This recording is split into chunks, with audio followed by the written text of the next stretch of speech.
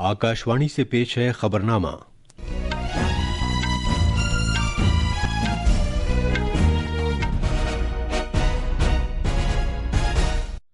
आदाब। खबरनामे के साथ मैं अर्जुमंद अली खान। पहले इस वक्त की खास खबरें।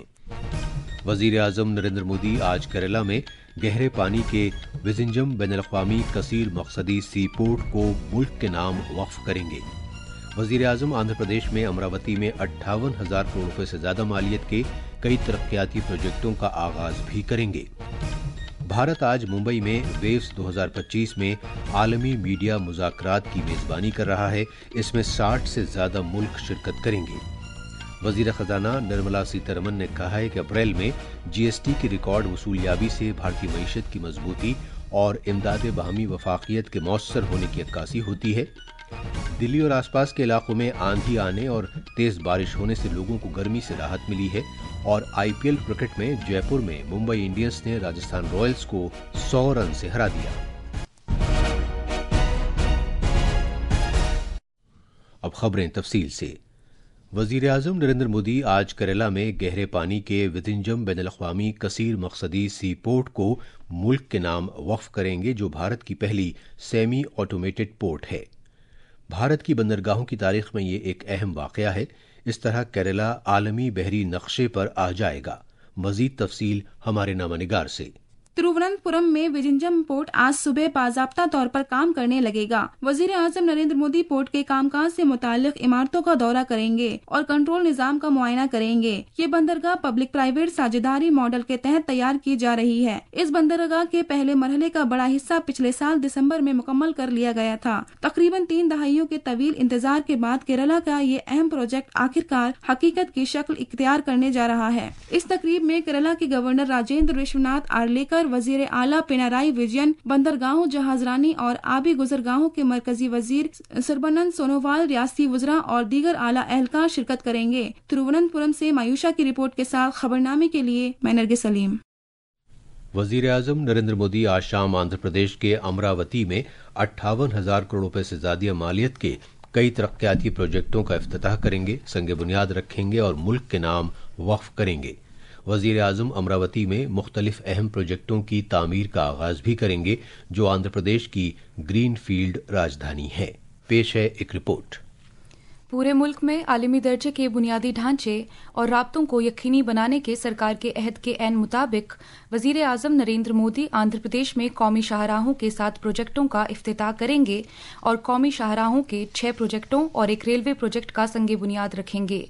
वजीर आजम अमरावती में कानून साज असेंबली, हाई कोर्ट, सेक्रेटेरिएट और दीगर इंतजामी इमारतों का संगे बुनियाद भी रखेंगे, जिनकी मालियत 11,240 करोड़ रुपए से ज्यादा है।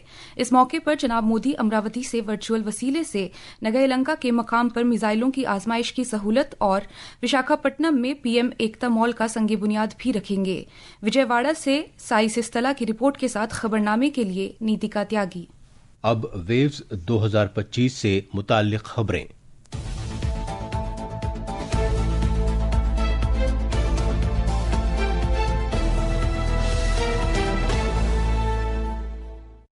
आज मुंबई के जियो वर्ल्ड कन्वेंशन सेंटर में वेव्स समिट के हिस्से के तौर पर पहली मर्तबा होने वाले ग्लोबल मीडिया डायलॉग के लिए सभी तैयारियां कर ली गई हैं। ये तकरीब आलमी मीडिया और तफरीह से मुताल्लिक मंजरनामे में मुल्क के राब्तों के सिलसिले में एक अहम संग मील है। इस 4 रोज़ा समिट का कल वजीर आजम नरेंद्र मोदी ने इफ्तिताह किया था। ग्लोबल मीडिया डायलॉग का एहतमाम वजारत खारजा के इश्तराक से इत्तलात व नशरियात की वजारत करती है। इस तकरीब में 60 से ज्यादा मुल्कों के शिरकत करने का इम्कान है, जिनमें एशिया, यूरोप, अफ्रीका और अमरीका के मंदूबीन शामिल हैं। अब हम इस सिलसिले में अपने नामनिगार दीपेंद्र से बात करते हैं। दीपेंद्र, सबसे पहले हम आपसे ये जानना चाहेंगे कि ग्लोबल मीडिया डायलॉग के इस सेशन में क्या अहम रहेगा? देखिए, वैश्विक मीडिया संवाद के दौरान जो है 25 देशों के मंत्री स्तरीय प्रतिनिधि है भाग लेंगे और कई विषयों पर चर्चा करेंगे। इसमें मीडिया और मनोरंजन क्षेत्र में खुली एवं निष्पक्ष व्यापार प्रथाओं को बढ़ावा देना, एआई के नैतिक उपयोग को तलाशना, गलत सूचनाओं को रोकने के लिए प्रतिबद्धता और जिम्मेदार पत्रकारिता को बढ़ावा देना शामिल है, क्योंकि पत्रकारिता जो है मीडिया चौथा स्तंभ है। विदेश मंत्री एस जयशंकर और सूचना प्रसारण मंत्री अश्विनी वैष्णव जो है इसकी अध्यक्षता करेंगे। इसके अलावा सूचना प्रसारण मंत्री ब्रिटेन, रूस, मिस्र, भूटान, बहरीन और इंडोनेशिया सहित 10 देशों के वरिष्ठ मंत्रियों के साथ द्विपक्षीय बैठक करेंगे। इसके बाद वेब्स घोषणा पत्र जारी किया जाएगा, जो मीडिया और मनोरंजन में सतत विकास, समावेशिता और वैश्विक सहयोग के लिए एक रूपरेखा तैयार करेगा। जी दीपेंद्र, आज चूंकि इसका दूसरा दिन है, तो आज जो है किस तरह की एक्टिविटीज रहेंगी? बिल्कुल, आज दूसरे दिन भी आज भी जो है मनोरंजन और मीडिया जगत की प्रमुख हस्तियां जो हैं पैनल डिस्कशंस में भाग लेंगी। इनमें आमिर खान, नागार्जुन, ऐश्वर्या राय, करीना कपूर, करण जौहर के अलावा जियो स्टार की chairman Nita Ambani, T series के एमडी भूषण कुमार शामिल हैं। इसके अलावा ग्लोबल सिनेमा में भारत की भूमिका पर एक सत्र है, जिस दौरान एकता कपूर जो है अपने विचार साझा करेंगी। वहीं ओटीटी प्लेटफॉर्म पर राउंड टेबल होगा। शाम के समय जो है सांस्कृतिक कार्यक्रम के दौरान शंकर महादेवन, शान, कविता कृष्णमूर्ति के अलावा इजिप्ट और श्रीलंका के जो कलाकार हैं वो अपनी प्रस्तुति देंगे। जी दीपेंद्र, इस सब मालूमात के लिए आपका बहुत बहुत शुक्रिया। आलमी ऑडियो विजुअल तफरीही सरबराह कॉन्फ्रेंस वेव्स 2025 में मध्य प्रदेश रियासत में अपनी तख्लीकी सलाहियत, सकाफती विरासत और सियाहती इम्कानात के साथ आलमी मंजरनामे पर एक नई पहचान बनाने जा रही है।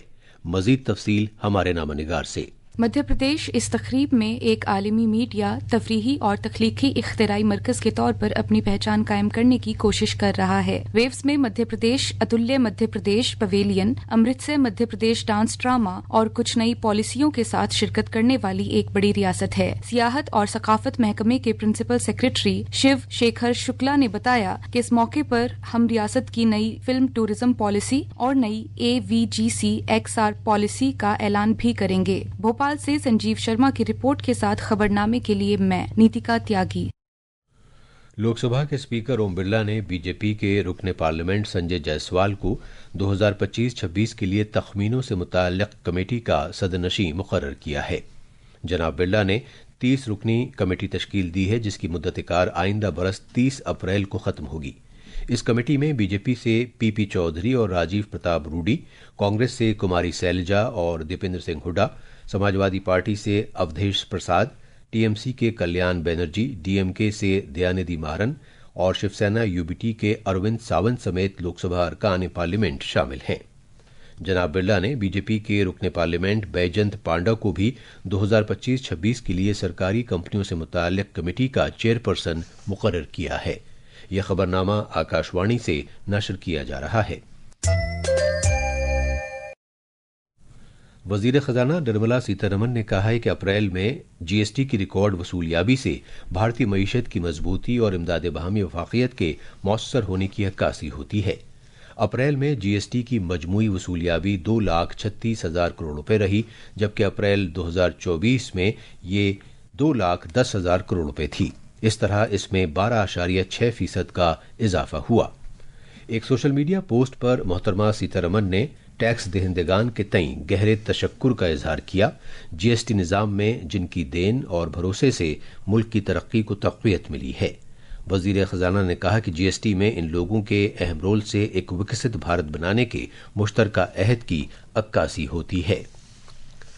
सुप्रीम कोर्ट ने कहा है कि डॉक्टरों को किसी मखसूस ब्रांड की नहीं बल्कि सिर्फ जेनरिक दवाएं ही तजवीज़ करनी चाहिए, जैसा कि राजस्थान में हुक्म दिया गया है। अदालत आलिया ने एक दरख्वास्त की समाअत करते हुए कहा कि अगर पूरे मुल्क में इस हिदायत पर अमल किया जाए तो इससे बड़ी तब्दीली आएगी।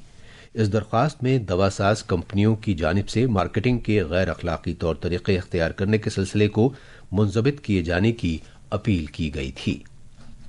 आज सुबह सवेरे शदीद बारिश और गरज चमक के साथ छींटे पड़ने से दिल्ली और कौमी राजधानी खत्ते के लोगों को गर्मी से राहत मिली।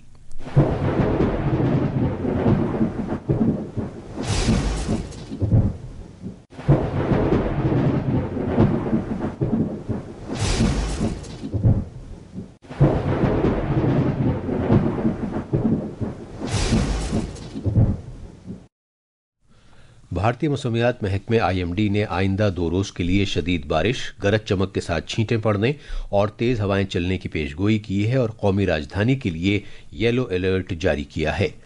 IMD की हफ्तेवार पेशगोई के मुताबिक आज और कल बारिश के अलावा गरज चमक के साथ छींटें पड़ने का इम्कान है, जिससे दर्जा हरारत में मामूली कमी आएगी।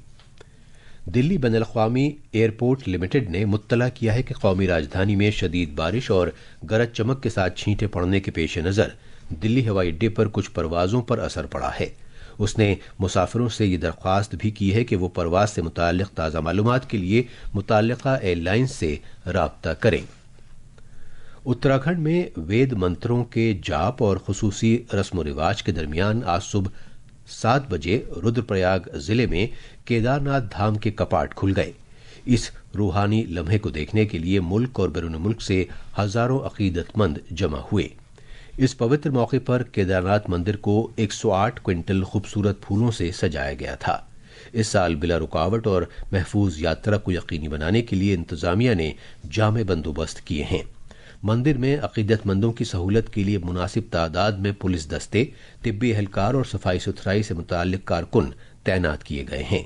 इससे कबल 30 अप्रैल को यमुनोत्री और गंगोत्री मंदिरों के कपाट खोले गए थे, जबकि बद्रीनाथ धाम के कपाट 4 मई को खुलेंगे।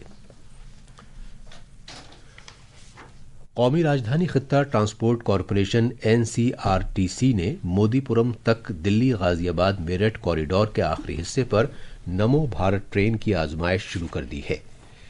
ये इस हिस्से का आखिरी स्टेशन है। कल आजमाइश के दौरान शताब्दी नगर और मोदीपुरम के दरमियान ट्रेन चलाई गई, जिसके तहत पहली मरतबा नमो भारत ट्रेन मेरठ के ज़ेर ज़मीन सेक्शन से होकर गुजरी। इसका मकसद तेज रफ्तार रेलगाड़ी के जरिए शहर के मरकजी हिस्सों को दिल्ली से मरबूत करना है।